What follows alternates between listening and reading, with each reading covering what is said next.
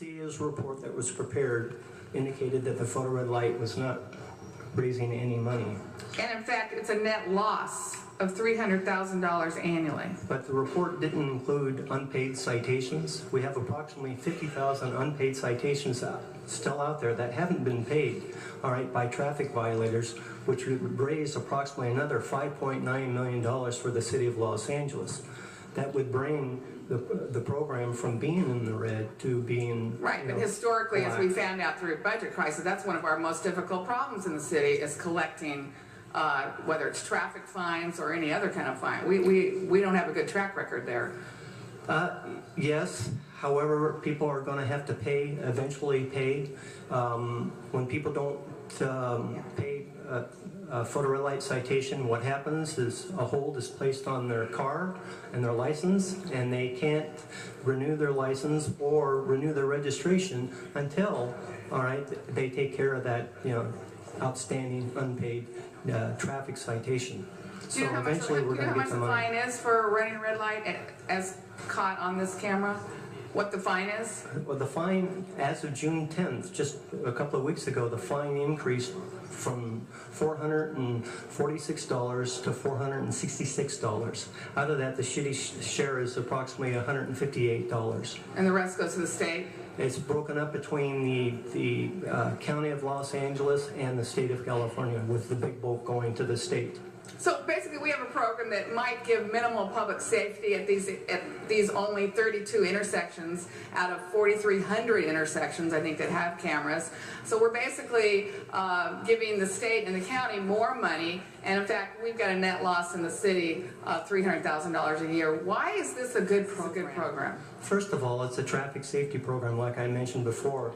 We did a traffic study, and we looked at traffic collisions 6 months prior and 6 months after. And one of the things that we noted, okay, that there was a 32% decrease in red light related traffic collisions at all 32 intersections. Was there an increase in traffic collisions at some of the intersections? Yeah, there were. Yes, there was. Okay, we showed that basically 12 intersections, there were 1 or 2 additional traffic collisions, okay, with the exception of 2 intersections that increased by 5 collisions. I wanted to emphasize that when we introduced the Arizona motion, I made it very clear that we as a body need to be methodical, need to understand the impacts of this action, that in no way did I want to hurt Angelenos, Los Angeles, or our city government. First, let me say that the consideration of the boycott is very minuscule compared to the broader issues of whether or not to extend this contract. The safety. I'd like to just read you a couple quotes, get some quick action out of here. Okay, KCAL, that's KCLA investigation, found that several ticket camera intersections in Los Angeles have had as many as 3 times the number of accidents. So why do these accidents increase as camera enforcement? People see the light flashing, they slam on the brakes. That's just human nature. As a result, more accidents, more rear-end accidents. When I hear it, I talk to the public, and I do talk and try to listen to the public.